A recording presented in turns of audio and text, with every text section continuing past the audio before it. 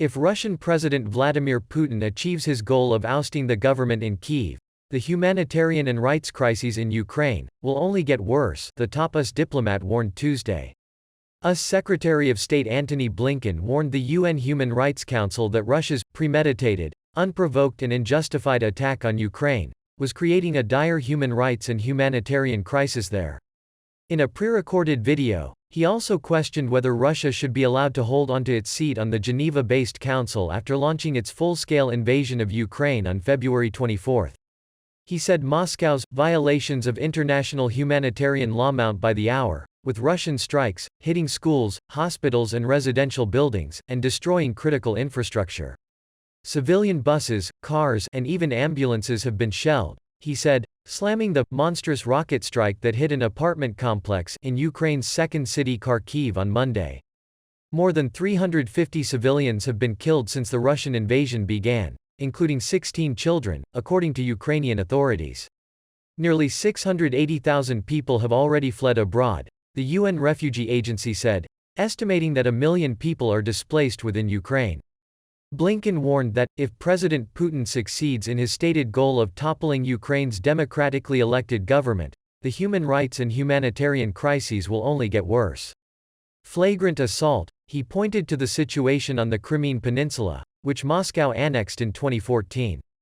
There, he charged, Russia's occupation has come with extrajudicial killings, enforced disappearances, torture, arbitrary detention, the persecution of ethnic and religious minorities, and the brutal repression of dissent. The Kremlin is also ramping up its repression within Russia, Blinken warned. He said that, even before the invasion, it was shuttering human rights organizations and harassing, poisoning, and imprisoning anti-corruption activists and political opponents. And since the invasion began just 6 days ago, authorities reportedly have detained thousands of Russians peacefully protesting the invasions, as well as journalists covering the demonstrations, he added. The top U.S. diplomat called on the council to send a united message that President Putin should unconditionally stop this unprovoked attack and immediately withdraw Russian forces from Ukraine. He also demanded steps to hold the perpetrators accountable.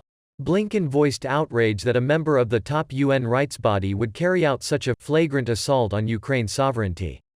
One can reasonably ask whether a UN member state that tries to take over another UN member state, while committing horrific human rights abuses and causing massive humanitarian suffering, should be allowed to remain on this council, he said. Illegitimate sanctions, suspending one of the council's 47 members requires a majority vote in the UN General Assembly in New York, something that has only happened once before, with Libya in 2011. Earlier Tuesday, diplomats from a wide range of countries staged a walkout from the Rights Council as a video statement by Russian Foreign Minister Sergei Lavrov played. They followed Ukrainian Ambassador Yevgenia Filipenko out of the room and gathered around a large Ukrainian flag to show their support for the Ukrainian people. In his speech before a nearly empty room, Lavrov meanwhile blamed Kyiv for the crisis, accusing Ukraine's government of pursuing a course of aggressive derussification and increasing criminal actions.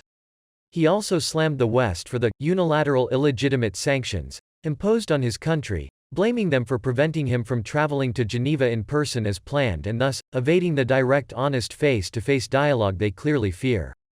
The broad and massive sanctions, he said, show that the West has clearly lost control of itself in its desire to vent its anger on Russia and has gone to the extent of destroying all the institutions and rules it has created.